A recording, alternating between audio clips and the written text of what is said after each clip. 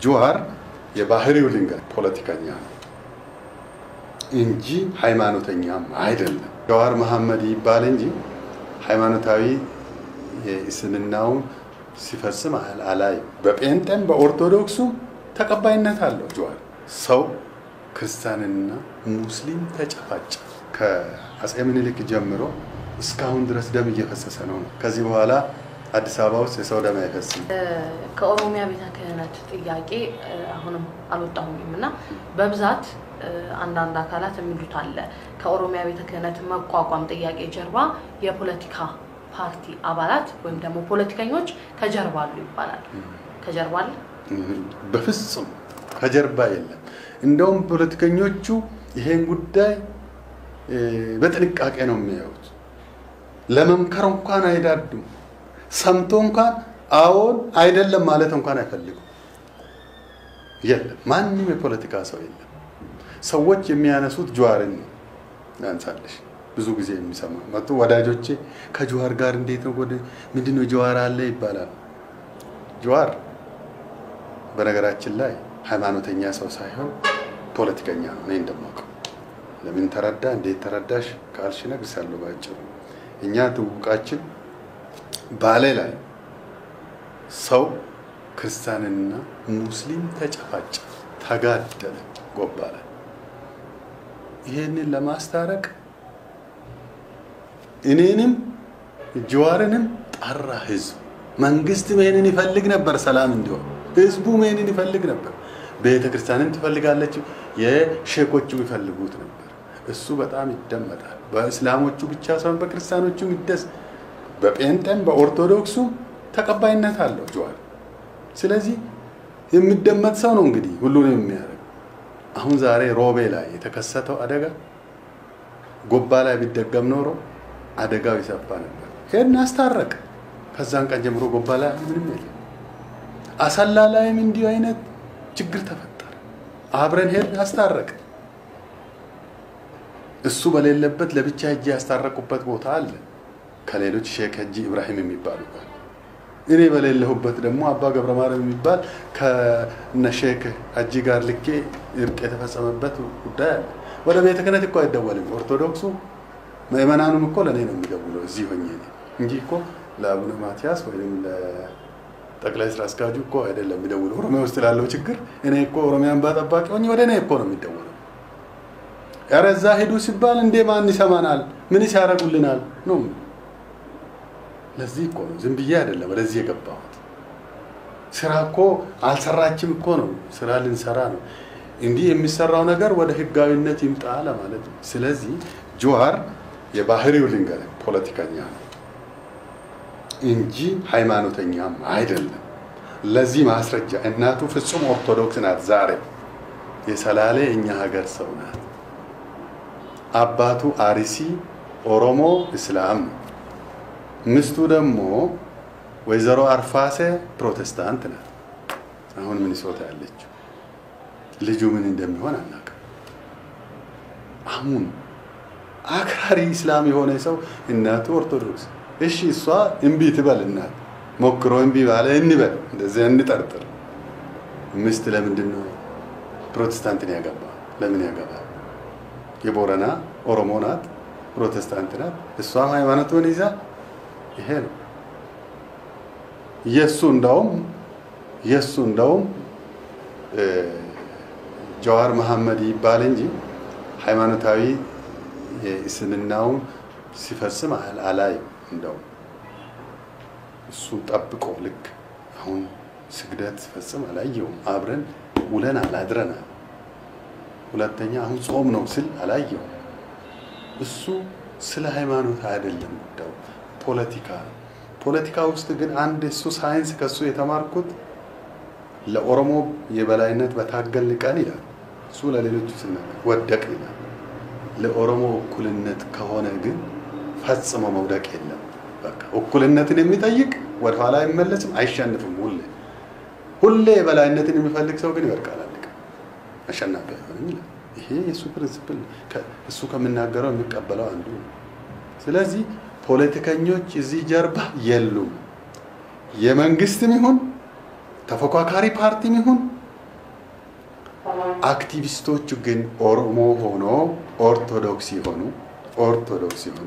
ስም ለመጥራት ካስፈለገ ብሎግ ያላቸው በሙሉ ከኔ ጋር ነው። ኮሚቴ ናቸው ነው ኮሚቴ ናቸው እንደው እነሱ ኦርቶዶክሳውያን ናቸው። ኦርቶዶክስ ያልሆነ እዚህ ላይ ጽፋል ሊጽፍ ይችላል አናውቅ። ኦርቶዶክስ የሆኑ ሲጽፍ ግን ስድብ እንዳይጽፉ አደራላለሁ እና እኛን የሚመስል ከክርስቲያን የሚጠበቅ ለምሳሌ ቀሲስ በላይ ሊወገዝ ነው ብሎ ሲኖዶስ አላረገም። ሰው ያወራ ነበር ሰምተሽ ከሆነ ሰምተሻል። እኔ ደግሞ ምን አልኩ? እንጸልይላቸዋለን። እነሱ ቢያወግዙ ኖሮ እኔ ጸልይ ነበር። ምክንያቱም ውግዘት ለሰው ልጅ አይደለም። እንዴት ወንጌል ሰው በቋንቋ ይማር ስለተባለ ጽሕፈት ቤቱ ደግሞ ከዛሬ 10 ዓመት በፊት ይቋቋም ተብሎ ተወሰነው ሲኖዶሱ የወሰነው ውሳኔ ይፈጸም ስላል ውሳኔ እኮ አለ ተወሰነ ያስፈልጋል ተብሎ በኦሮሚያ ብቻ ሳይሆን በአማራ የአማራ እንደውም ተጀምሮ ነበር አማራ ክልል ከአማራ ይጀመር ተባለ። እዚህ እንደውም ጽሕፈት ቤቱ አዲስ አበባ ይሁን አዳማ ይሁን ነበር እንደውም ንግግሩ የነበረው የኦሮሚያ። እዚህ ከሆነ ደግሞ ለምን ጠቅላይ ቤተ ክህነት ራሱ ለብቻው ተቋቁሞለት ጽሕፈት ቤት እዚህ ግቢ ለምን አይሆንም ሌላ ቦታ አዳማ ካልሆነ ምንም ተነስቶ ነው እዚህ ላይ እንዳለ ነው የቆመው። ስለዚህ ይሄን ስላልኩ ቀሲስ በላይ ወገዝ የሚሉ ካሉ እግዚአብሔር ይቅር በላቸው። ውግዘት የሚባል ነገር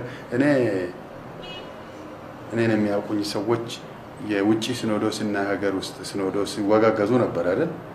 በዛን ጊዜ ብቸኛ ተቃዋሚ ነበር። እንደው ለአባታችን በረከታቸው ከኛ ጋር እና አቡነ ጳውሎስ በድፍረት የተናገርኩት ተሸነፋችሁ ነው። እነሱ ያውግዙ 10ም 20 መልስ አያስፈልግም። ምንም ማውገዝ አያስፈልግም። ምንም ማስተማር መጸለይ የሚወገዘው ሰይጣን ብቻ ነው። ሁለተኛ ደግሞ ሰውን ለመግደል ሲሮጥ አትግደል ብለህ አውግዘ ማውገዝ ይቻላል እንዳይገል። ከዛ ውጪ ምንድነው ሰው እንዴት ይወገዝ? ይሄ ውግዘት ለሰይጣን ነው። እንዲህ አይነት ትምህርትም የለም። ስለዚህ ፖለቲከኞች ከዚህ ጀርባ የለም። አንዲው ነው የሚጠረጥሩ። እሺ የዛሬ 10 ዓመት 11 ዓመት ሲኖዶስ ሲወስን ሲኖዶስ ጀርባ ፖለቲከኞች አሉ ሊባል ይችላል? አይልም፣ አይቻልም። እኔ ደግሞ ዛሬ ካህን የሆንኩ አይደለም፣ በኃላፊነት ቤተክርስቲያን ውስጥ የኖርኩ ነኝ። እሺ በአንድ ጊዜ ሲሄ ሁሉ ሰው ለምን ይከተለኛል? ለምንድን ነው? ጥያቄ እነሱ ስለሆነ ነው። እኔም ጥያቄው የዋናነት ብዙ ሰዎች ከኦርቶዶክስ እምነት ተከታይነት ለቆ ከቤተክርስቲያን መውጣት እንዳለ ሆኖ የነሱ መንፈስም እኮ ነው። እኔ የህዝቡን ሐሳብ እኮ ነው ያስኩ የህዝቡ ግፊት ነው ይሄን ወደዚህ እንዲመጣ ያደረገኝና ስለዚህ ሲጠቃለል ፖለቲከኞች አንድም ሰው የለም አይደለም። ሌሎች ፖለቲከኞች ሀገር የሚመሩ ሰዎችም ከዚህ ጀርባ የሉም ማንም። በዚህ ጉዳይ ላይ የፖለቲካ ሰዎች እጅግ በጥንቃቄ ነው የሚያዩ። እጅግ እኔ ገርመኛል። ስንገናኝ ለምሳሌ ህዝብ የኛ ጉዳይ የደረሰ ይዘረፍላል።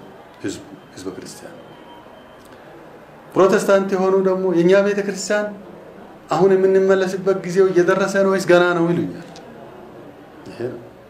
ይሄ ብቻ ነው እንጂ ፖለቲከኞቹማ ይሄ ሃይማኖት ጉዳይ እንደው የሚጠይቁት ምንድነው?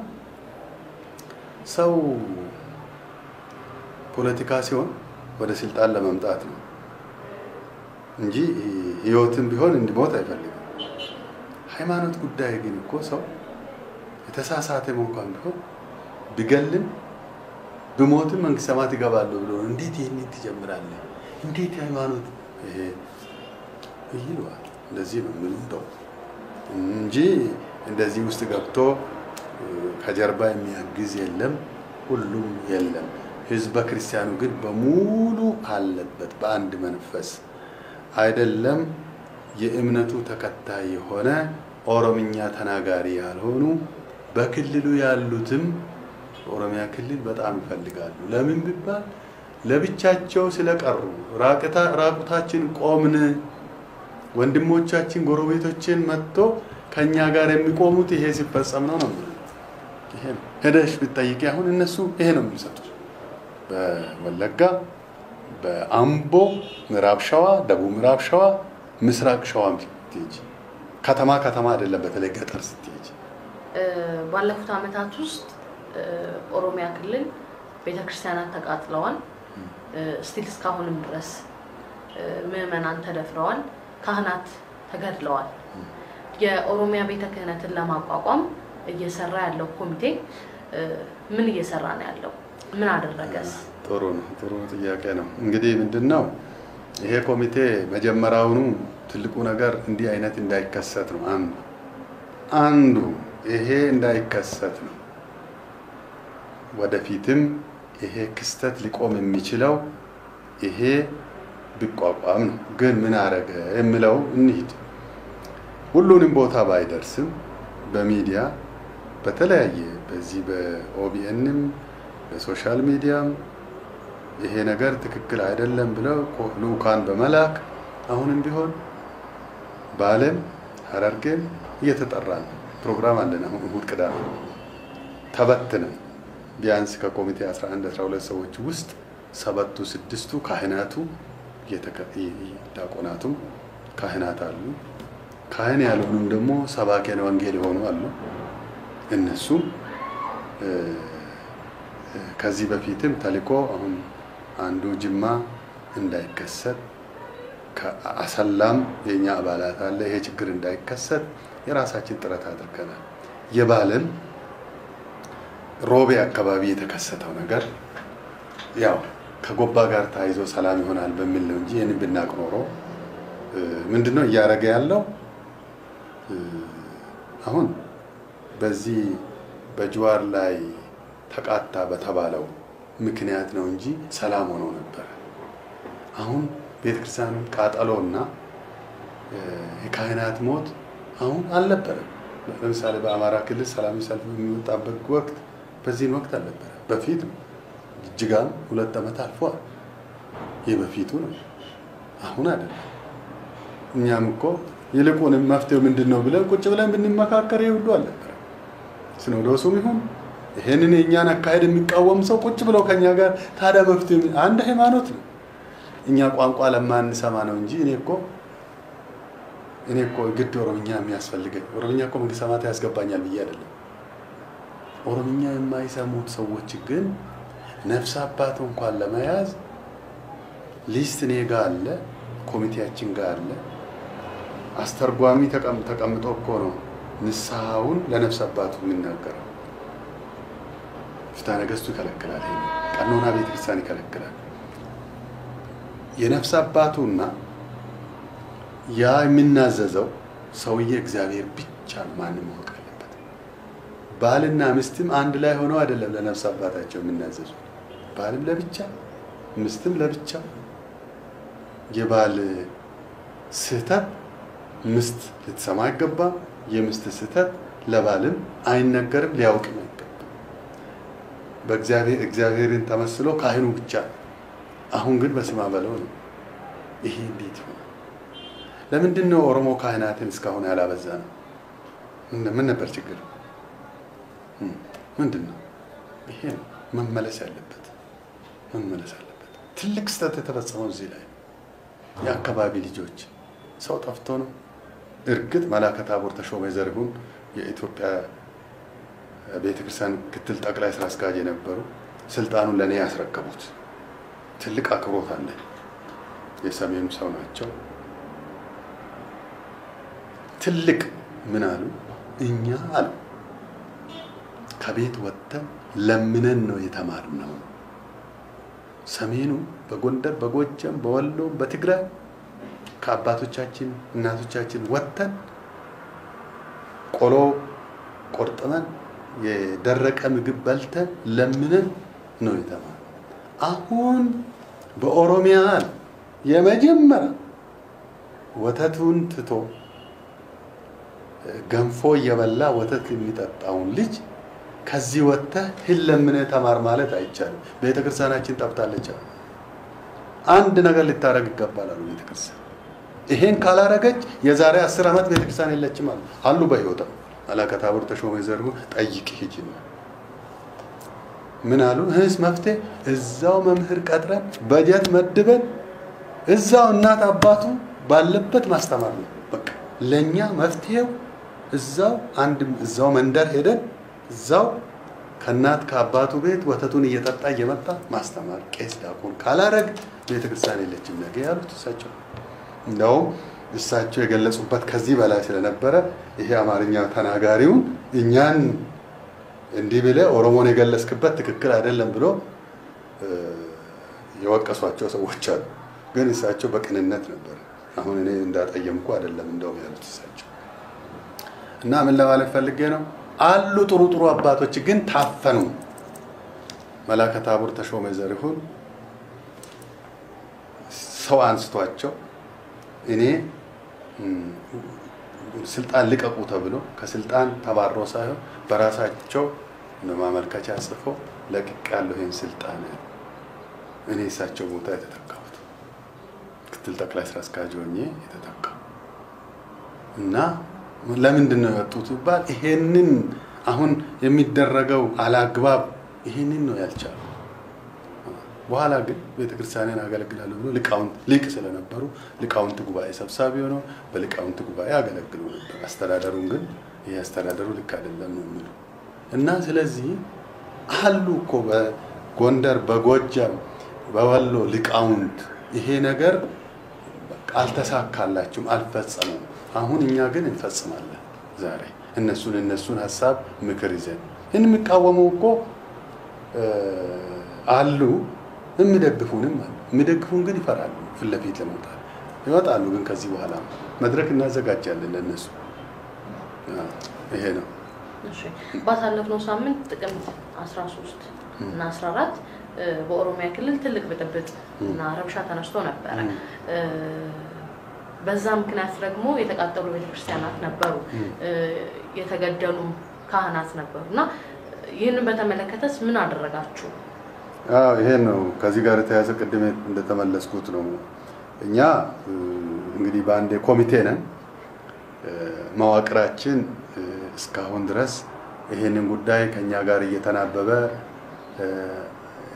አንዳንድ ነገር መልእክት የሚያስተላልፍ እንጂ ቢሮ የለንም ማለት በየዞኑ በየወረዳው የለንም። በከተሞች ኮሚቴ ጥቂት ኮሚቴዎች አሉ። እኛ ማድረግ የምንችለው በሚዲያ ትክክል እንዳልሆነ በነገራችን ላይ እግዚአብሔር እውነት ይወዳል። ክርስቲያኖች ብቻ አይደለም እስላሞቹም ሞቷል። የባለ ልንገርሽ የባለ ሮቤውን ልንገርሽ መነሻው መጀመሪያ የአንድ ክርስቲያን ቤት ነው የተቃጠለ ሆቴል። ከዛ ያ ሆቴል ሲቃጠል በማግስቱ በወሬ የሚባለው ገንዘብ ሰብስበው ለወጣቶቹ ለኦርቶዶክስ እምነት ተከታዮች በተለይም ቱለማ ኦሮሞ የሚባሉ የሸዋው ክርስቲያን አለ። ይሄ ወጣቱ ይሄ ሸዋ ከዚህ አባት ወይም አያቶቹ ወደ ሸዋ እነሱ ኦርቶዶክሳውያን ናቸው። እነሱ ኦርቶዶክስ ይሄን ልሙጥ ባንዲራውን አረንጓዴ ቢጫ ቀይ አናይም የሚሉ ሰዎች እሱን ይዞ ዱላ ይዞ ወጡና እስላሞቹን አጠቁ። ብዙ እስላሞችንም ገለዋል፣ አቁስለዋል። አሁን በዚህ ጊዜ ከክርስቲያኖች በላይ የተጎዳው ሙስሊሙ ነው። በማግስቱ ደግሞ ወይ በማታ ደግሞ አጸፋውን ሙስሊሙ ደግሞ ክርስቲያኖቹ። ይሄ እንግዲህ ቁርሾ ይኖራል። ይሄ ቁርሾ በሂደት እየጠፋ እንዲሄድ ነው አንዱ ስትራቴጂያችን። የዋናው የኦሮሚያ ቤተ ክህነት መቋቋም በሙስሊምና በክርስቲያን መካከል ያለው ልዩነት የመጣላት ጉዳይ ማስቆሚያው አንዳንድ ሰባኪ ወንጌል ተነስቶ ሌላውን እምነት የሚሳደበው ወደፊት እንዳይኖር መስጊድ ውስጥም ደግሞ ይሄንን አጸፋ ለመመለስ የሚሳደቡት ከቆመ በአማኞች መካከል ጸባይ ነው። ይሄ ጸብ እኮ የክርስቲያኖቹ መጋደል ተንኳሹ እኮ ሌላ ከዚህም ካህን ሊሆን ይችላል፣ ከዛም ሼካው ሊሆን ይችላል። ግን የሰላም ሐዋርያ መሆን የሚገባቸው እነሱ ነው። ስለዚህ ይሄ ነው ጉዳት ተፈጽሟል። ይሄ ነገር እንዳይደገም ይሄ ቁስል እንዲድን እየሰራን ነው። አሁን ፕሮግራም ይዘን የተወሰነ የኛ ካህናት እዛ ያሉት ለምሳሌ ከኦርቶዶክስ ቄስ መንግስቱ ከሙስሊሙ ደግሞ ሀጂ ሃሎ የሚባሉ ሁለቱ በጋራ ሆኖ በእነሱ ዝር ካህናትም ከሼኮቹ ስራ እየተሰራ ነው። አሁን እርቅ እየተፈጸመ ነው። የመጨረሻ መደምደሚያ ደግሞ እኛ ልንሄድ ፕሮግራም አወጣን ተከፋፍለን። አንድም ወደ ባሌ ነው ችግር አለ የተባለው። አሁን አርሲ አሳላ አካባቢ ችግር የለም። ዶዶላ ደግሞ ዶዶላ የዛ ችግር ተፈጥሯል። ሻሸመኔ ችግር የለም። አምቦ ከእስልምናና ክርስትና መካከል ችግር የለም። ህግ አስከባሪና ወጣቶቹ መካከል አሁን እሱን ብዙም የኛ ኢንተርፌረንስ አያስፈልግም። የክርስቲያንና የእስላሞቹ ችግር ግን እኛ ነን የምንፈታው። ከኛ ውጪ ሌላ መንግስትም የሚፈታው አይደለም። በኦሮሞ ባህል ደግሞ መደበኛው ህግ አያምንም። መደበኛው ህግ በፍጹም አያምንም። ለምን ብትይ ሲጎዳበት ኖር ያለው ውሸት ነው። ቋንቋ ስለማይችል ሁለተኛ ጠበቆችም ስለሚያጭበረብሯቸው ትክክለኛ ዳኝነትም ስለማይሰጥ አያቶቹ አባቶቹ ሲያወሩት የነበረው ይሄ መደበኛውን ፍርድ ቤት በውሸት ይሄ በአማራውም ራሱ እኮ ይባላል ሸፋጨን ይዤ ልምጣ ማለት እኮ ውሸታሙን አታላውን ጠበቃን ይዤ ልምጣ ነው ማለት መደበኛ። ኦሮሞ በዚህ የባህሉን ህግ ያምናል። ይግባኝም አይደለም ባህሉ። ለምሳሌ አባ ገዳው የሀገር ሽማግሌው የሚወስነው እሱ ፊት አይዋሽም። ገሎ ከሆነ ገድያለሁ መነሻ አንተ ነው ካሉ ከሆነ እኔ ነኝ ነው። ምንም መከራከር መሐላም የለም። መሐላ የሚባል የለም። ዋቃ ካለ በቃ መሐላ እሱ። ስለዚህ እንፈታለን። አሁን በኦሮሚያ ክልል ያለው እስላምና ክርስቲያን መካከል ያለው በተለይም ደግሞ የተጎዳው ክርስቲያኑም ኦሮሞ ነው፣ ሙስሊሙም ኦሮሞ ነው። የተጣሉት ኦሮሞ ነው። አሰላ ላይ ሸዋው ቱለማ ይባላል፣ አርሲ ደግሞ ሴኮመንዶ ይባላል። የቱለማ ኦሮሞ ለአርሲው የአርሲው ሴኮመንዶ ካሳ ሰጥቶ ነው እርቆ የተፈጸመው። ለምን ቢባል የተጎዳው ከክርስቲያን ከሆነ ያው እኛንን ካሳ የምንቀበለው፣ የተጎዳው ከሙስሊሙ ከሆነ ግን እኛ ቱለማዎቹ ካሳ እንሰጣለን። ምንም መወሻሸትም አያስፈልግም። የሞተ ማን እንደሆነ ይታወቃል። ማን ግፋ ብል ትንሽ አከራካሪ የሚሆነው መነሻ ማን ነው የሚለው ነው። እሱም የሚታይ ነገር ነው። የወሬ ካልሆነ በስተቀር ምናልባት ማጣራት የሚያስቸግረው ማን ነው መጀመሪያ ይሄንን ነገር ቤቱን ያቃጠለው፣ መጀመሪያ የመግደልስ የመምታት ጋር ማን ነው ሄደው፣ ይሄም የሚታይ ነው። ምንም አይወሻሽም። ስለዚህ ምንድነው እያደረግን ያለ ነው? እያስታረቅን ነው፣ እያስማማን ነው። ይሄን ደግሞ ይደረጋል። ለምሳሌ ጎባ እኮ ከክርስቲያኖች ብቻ ወደ 10 ምናምን ሰው ነው ሞተው፣ ከሙስሊሙም እንደዚህ ነው ሞተው። እሱን ያስታረቅነው ጎባ አሁን ታርቋል። እዚህ ደግሞ ይሄን ያህል ሰው አይሆንም። ሮቤ አካባቢ ያለ በሀገር ደረጃ ወደ 60 የተቆጠረው በመላ ሀገሪቱ ኦሮሚያ ውስጥ የተደረገው ነው። እሱ እዚህ ጆሞ ጨምሮ። ስለዚህ እናስታርቃለን፣ እየሰራን ነው። እንደውም መደበኛ ስራ አሁን ዛሬ አርፍጄ የመጣሁት ጉዳይ ይሄ ነው። ምክንያቱም ማን የት ይሄድ፣ የመንግስት አካላትስ ድርሻ ምንድነው? ጸጥታ አካላቱ ፖሊሶቹስ ምንድነው ስራ ድርሻቸው?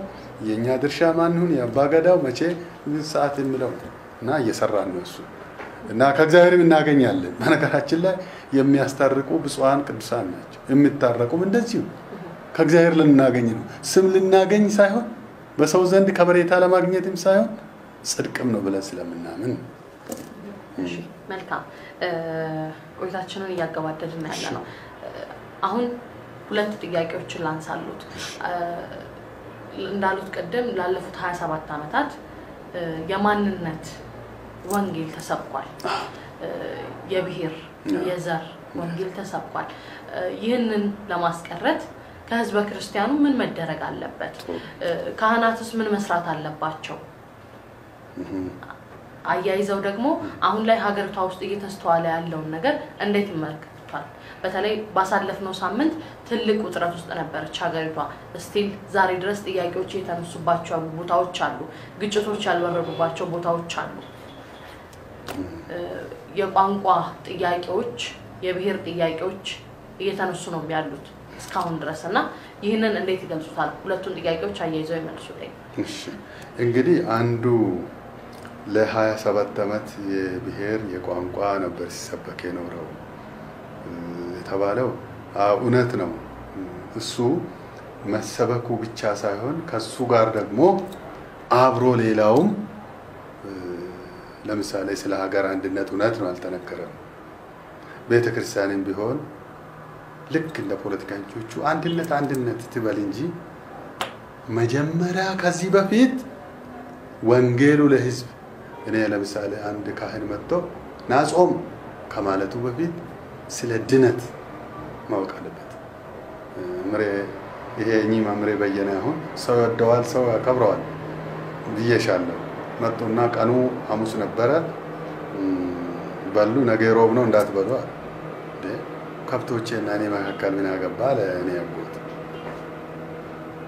መነገር የነበረበት ምን ነበር መጀመሪያ ስለ ድነት ነው እግዚአብሔርን ማመን በቃ የኛ ሀገር መንግስተ ሰማያት ነው ስለ ድነት ወንጌል ነው መጀመሪያ መሰበክ የነበረበት ይሄ ቋንቋና ማንነት ጋር ቤተክርስቲያን ደግሞ ይሄንን ስለ ማንነት ክርስትናው ስለ አምላክን ማመን ያው እንደዚህ ኦሮሞ ህዝብ እኮ በጣም ፈጣሪን የሚያመልክ ነው ዋቃ ካለ ያለቀ እንዲህ አይነት ህዝብ ሳንይዝ መቆየታችን ችግር ነበረ ስለዚህ አሁን እኔ የምጠበቀው ለህዝቡ የሚለው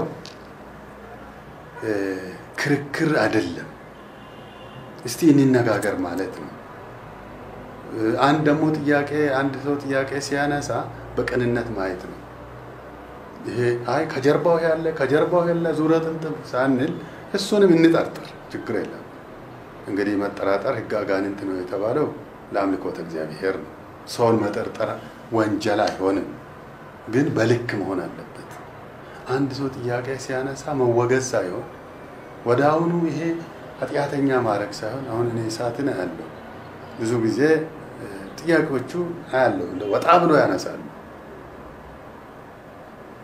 ወጣ ብሎ የሚያነሱት ቅር አይለኝም ወደ ሙግዘት ሲሄዱ ግን ይሄ ዝም ብሎ ኃጢአተኛ ማረክ ሁሉንም አይደለም ይሄ አግባብ አይደለም ስለዚህ እኔ ከህዝቡ የሚጠበቀው ይሄ መጀመሪያ መረጋጋት ነው ተረጋግተን ወደ ጌታ ኢየሱስ ክርስቶስ ምንድነው እግዚአብሔር አምላካችን ከነሱ በተለየ ጊዜ ሳጥናኤል እኔ አምላክ ነኝ አለ በዚህ ጊዜ ሚካኤል የሚጨብጥ የሚለቅ ሲያጣ ገብርኤል ግን ንቁም በየቦታችን እንቁም አምላካችን እስከምናገኝ አምላክ ማለት እውነቱን እስከምናገኝ ድረስ መነዳት የለብንም ለህዝቡ እውነቱን እስከምናጣራ ብሎ ማረጋጋት ወደ መግደልም ወደ ማቃጠልም ወደ መከላከልም ሳይል ዝም ብሎ ማዳመጥ ነው ትንሽ እኔ ህዝቡን የሚለው ዝም ብሎ ቄስም ይሁን ዲያቆን ይሁን ፖለቲከኛም ይሁን ዝም ብሎ ማዳመጥ ማድረግ ሳይሆን ተነስል ለምን ተነሳለ ተረጋጋ ካለ ጥሩ ልረጋጋ ግን ለምን አለ እና ከድርጊት መቆጠብ ነው መስማት ነው መጮህ መናገርም አይደለም ለምጮህ ለምናገር ደግሞ ዝም ብሎ ማዳመጥ እንዳትናገር ብሎ አፍ ማያዝ አያስፈልግም እኔ ለህዝቡ የሚለው እውነቱን እስከምናገኝ ድረስ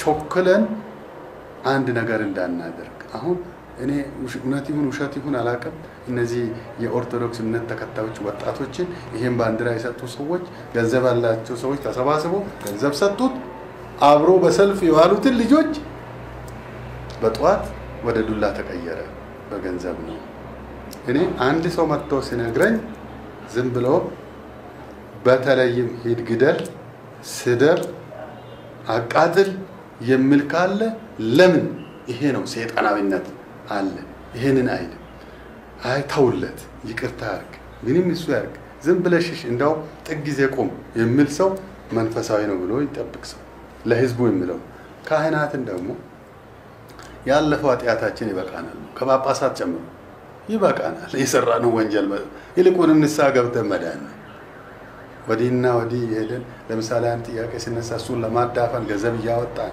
ዘረፍ አያስፈልግም። ካህናቱ ከዚህ በፊት ማንም ሰው የየድርሻችን እንቀበል ይሆናል በሰራነው ልክ ኃጢያቱንም ጽድቁንም። ግን ዛሬ የመዳን ቀን ነው ብለን ብናስብ ለካህናቱ ህዝቡን ለህዝብ መጨፋጨፍ ተጠያቂው እኛ ነን ብዬ ገምታለሁ። ሰው ባይጠይቀን በዚህ በምድራዊ ህግ ባንከሰስ ፈጣሪ ይከሳል። ለምንድን ነው ስነ ምግባር ባለቤት አስተማሪ ኢትዮጵያ ኦርቶዶክስ መሆን የለባትም እንዴ? ነበር እኮ መሆን የነበረባት። አስተምረናል እንዴ? እኛ እኮ አስተምረናል እንዴ? እኔ የኛ ውጤት ነው። ለምንድን ነው ይሄን ነው ማለት? ይሄንን ሼኮቹም ከዚህ ነፃ ነን ካሉ እነሱንም ነፃ ሊሆኑ አይችሉም። ሼኮቹ ምናልባት እነሱ እድሉ ግን እንደኛ የሰፋ አልነበረም። እውነት ነው እግዚአብሔር የሚወደው እንደኛ የሰፋ እድል አልነበራቸው። በዚህ በ27ቱ ዓመት ካልሆነ በስተቀር በተለይ በደርግና ባለፉት ስርዓት እንደኛ እድል አልነበረም። ይሄንን ሀገር የመቅረጽ ሀገሩን የማስተካከል ትውልዱን የመፍጠር የኛ ነበር። የኛ አቅማችን ብዙ ትልቅ ነበር። ነገም ቅጣትም ስንቀበል ትልቅ ቅጣት እንደሚገጥመን ማመን ያስፈልጋል። ሼኮቹም ቢሆኑ ያለፈው ገባ አይከድም። አሁን ለሰላም መቆም ነው በአፍ ብቻ ሳይሆን በድርጊት። ለምሳሌ እኔ ወንጌል ሲሰብክ ወይ ቁርአንን ሲሰብክ እዛ ጥሩ ሰብኬ ሲሄድ ደውኮ ችግሩን ነገሌ ጋር ነው የሚል ከሆነ አሁንም ያው አበላሸ ነው ማለት ነው። ሰው ደግሞ በባህሪው በአደባባዩ ይልቅ በጆሮ የምትነግረውን ነገር ነው እውነታው ይሄ ነው ብሎ ነው። ምን አይነት ዘመን እንደሆነ አላውቅም ትውልዱ። ያ ፊት ለፊት የሚነገረው ለምንድን ነው? ይሄ መደበኛው ህግ ያመጣው ጣጣ ነው። በአደባባይ የሚነገረው ነገር ለሰው እውነታው እሱ አይደለም። እውነታው በጆሮ የሚነገር ጨለማ ተለብሶ። ምክንያቱም ሰው ጨለማ ለብሶ ግደል ካለ የሚቀበለው ለዚህ ነው። ጨለማ ለብሶ ስደብ ካለ ጨለማ ለብሶ ተደብቆ የገሌ ቤት አቃጥል የሚለው ለዚህ ነው።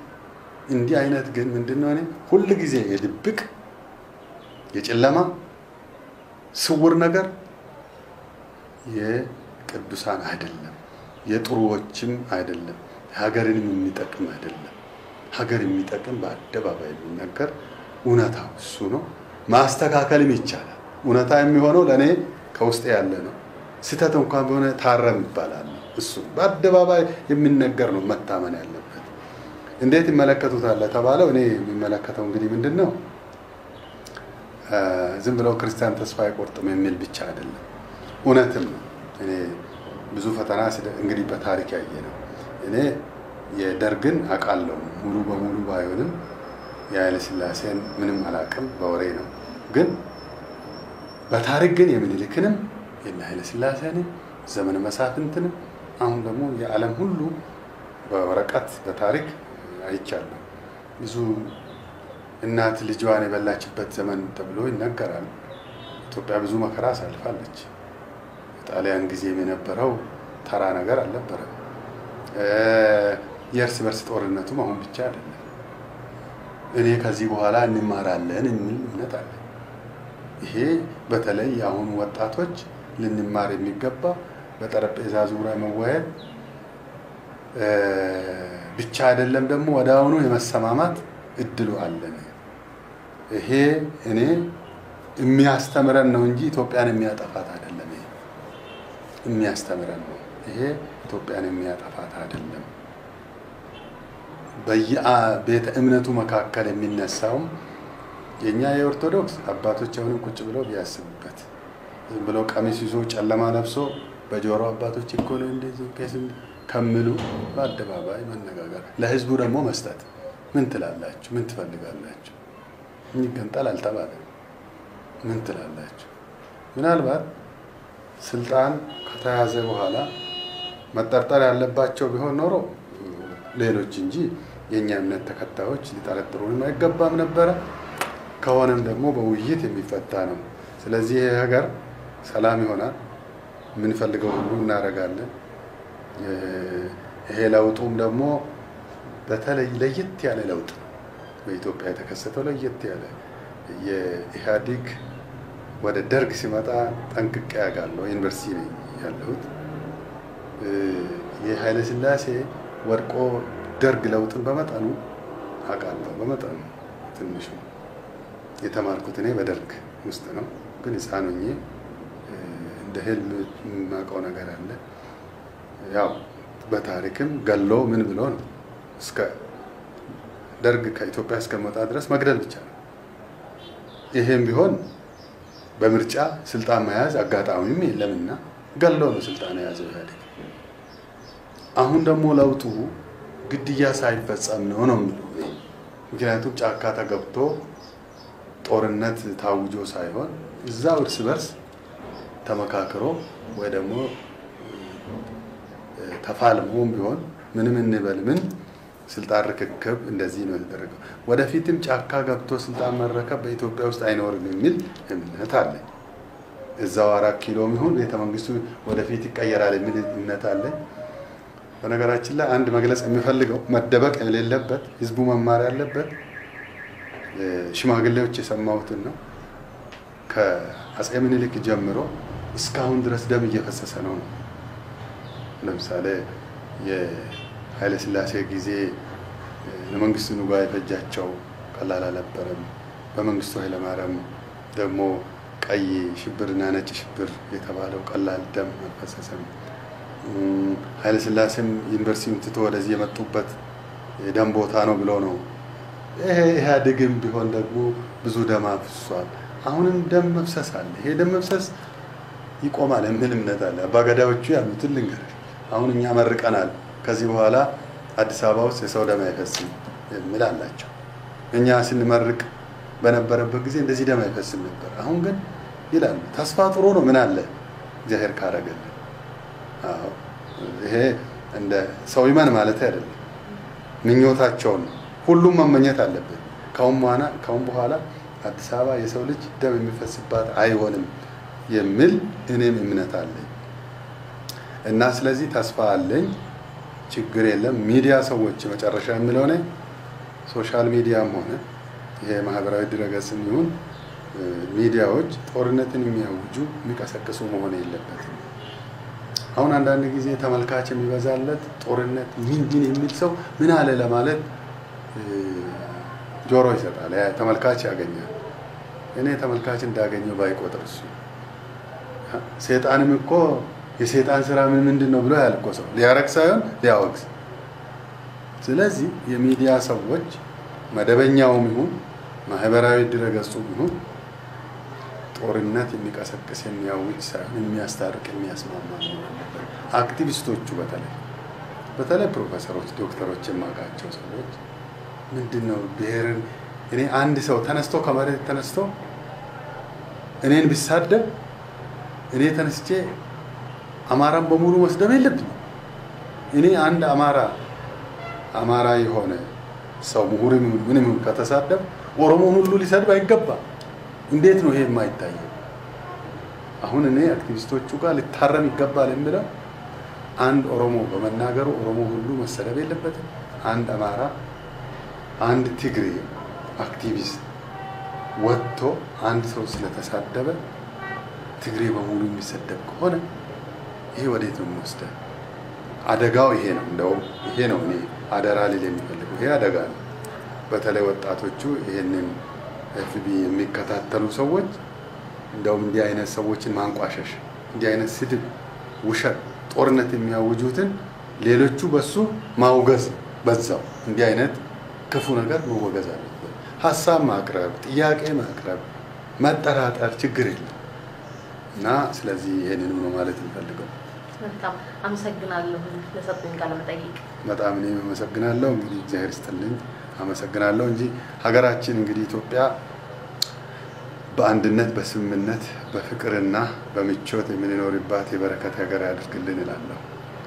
እነዚህ የተሳሳቱ ሰዎችን እኔም ተሳስቼ ከሆነ እግዚአብሔር እንጸልያለን። አሰቦት ገዳም የሚባል አለ። አንድ አባት አሉ ይጸልዩ ይላቸዋል። ሄጄ እውነት ይሄ እኛ አባት አሰቦት ገዳም አደርጌ ውስጥ ነው። ኦሮሞ አይደለም ግን ያው ጥቂት ወንጀለኞች የሚያረጉት እግዚአብሔር አይረግመንም፣ እግዚአብሔር አይጎዳንም የሚል እምነት አለ። እግዚአብሔር ይጠብቅልን፣ ሀገራችን ይጠብቅልን፣ እናንተንም ይጠብቅ